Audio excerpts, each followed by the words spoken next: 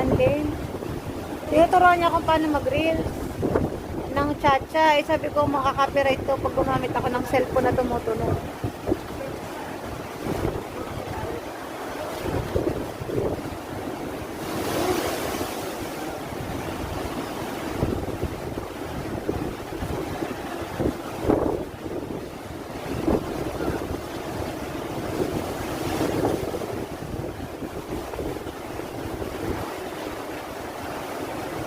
Grabe ng ano no.